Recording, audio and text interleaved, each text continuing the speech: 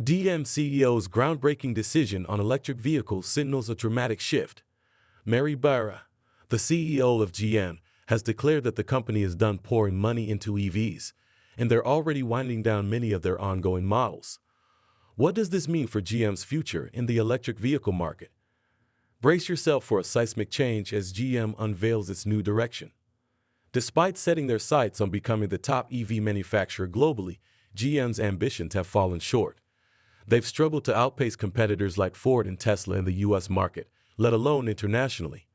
The root of GM's problem lies in their constant lag behind the competition in vehicle releases and a persistent misreading of what EV enthusiasts actually want. Join us as we explore what this bold decision means for GM's EV lineup and the future of the electric vehicle landscape. Just take a look at the Chevrolet Bolt, for instance. It came out in 2016, a whole year before the Tesla Model 3, offered higher levels of practicality, a similar range, and was considerably cheaper than the Model 3. It single-handedly proved that Detroit could make great EVs that are also extremely affordable, and yet nobody bought one. Nobody cared about the Bolt's existence simply because GM didn't give a damn enough to make the car aesthetically pleasing and appealing to the audiences, and they didn't even properly market the car in the first place.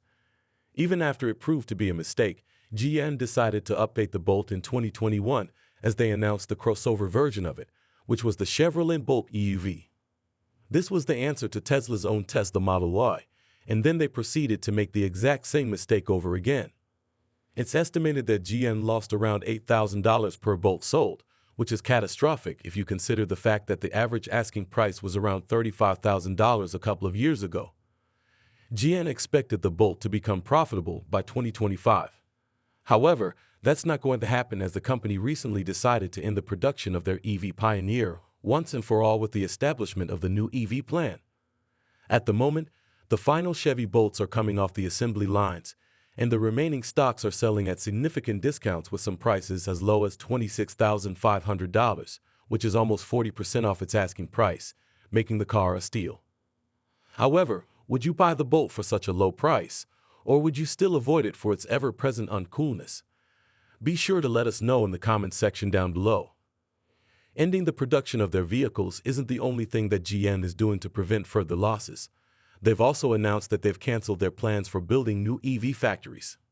So, with all this going on, we've got to ask ourselves, what does it mean for the future of GM's EVs? Well, the future of GM EVs might seem grim. However, the end of the road for the Bolt marks the beginning of a new era for GM's EVs. GM announced that they will continue producing EVs. However, their entire strategy will completely change compared to what it currently is.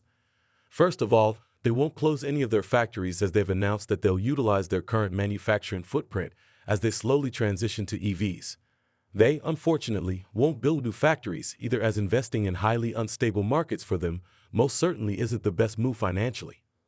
However, GM CEO Mary Barra announced that they will convert their current factories to build both regular vehicles and EVs. Furthermore, Jared Johnson, GM's executive vice president, revealed even more details about the company's future plans and manufacturing strategy.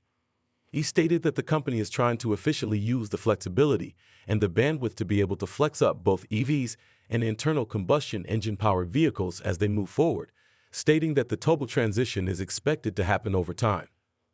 Johnson also said that GM plans to invest over $780 million to build next-gen gas-powered heavy-duty trucks for both Chevrolet and GMC as they've abandoned their plan of achieving carbon neutrality. They've announced that they plan on producing regular vehicles alongside EVs for as long as they can. However, GM is not stupid, and they do realize the rapid rise of popularity of EVs, which is why they're fairly adamant that their EV lineup will start bringing in profits by 2025. They even went ahead and said they plan on selling 1 million EVs per year. Now, let's be honest, this is an extremely hard feat to accomplish, especially if we look at how long it took even the most popular of the EV manufacturers to achieve that number. EVs currently have achieving this is significantly easier than it used to be a couple of years ago. GM is aware that this challenge isn't an easy one, and they've already devised a plan that will allow them to slowly but surely achieve their production goal.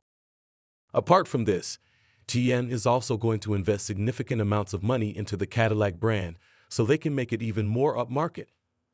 To illustrate this point, they recently displayed the gorgeous $300,000 Cadillac Celestiq EV, which is a direct rival to Rolls-Royce's lineup.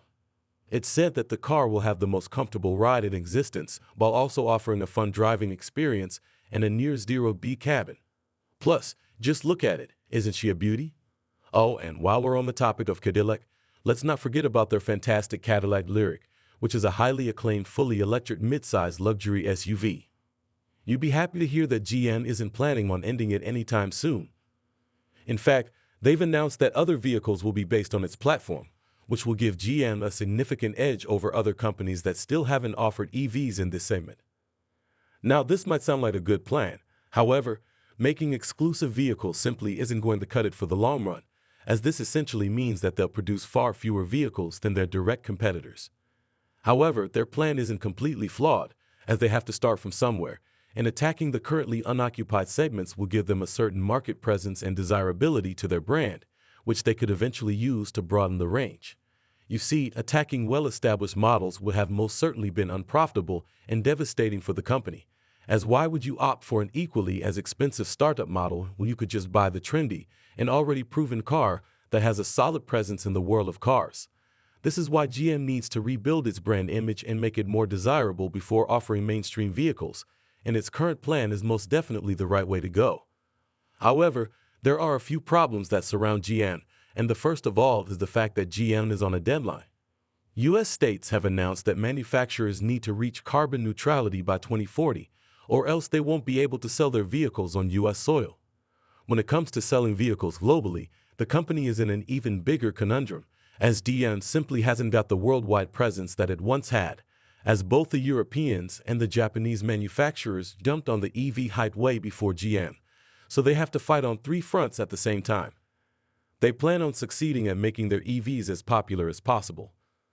Plus, they sold their European brand Opel to Peugeot back in 2017, which meant that since then, they haven't had a proper footing in the European market, a huge mistake on their behalf if we ever saw one. Ford, unlike GM, is still ever present in Asia and especially in Europe, and however, their execution has always been equal to shooting themselves in the foot, a classic GM move. One of GM's plans for expanding their business is battery production. So they also considered making batteries so they could stabilize themselves, which will be much more profitable in the long run than simply buying batteries, as they could both implement them in their EVs and sell them to other manufacturers. However, unfortunately, Ford's got them beat there too, as they've already begun making batteries on U.S. soil, which will surely make them even more popular among the population and will most certainly grant them a special position and numerous benefits from the government itself. If you'd like to learn more about Ford's new battery production plant strategy, be sure to check out this video.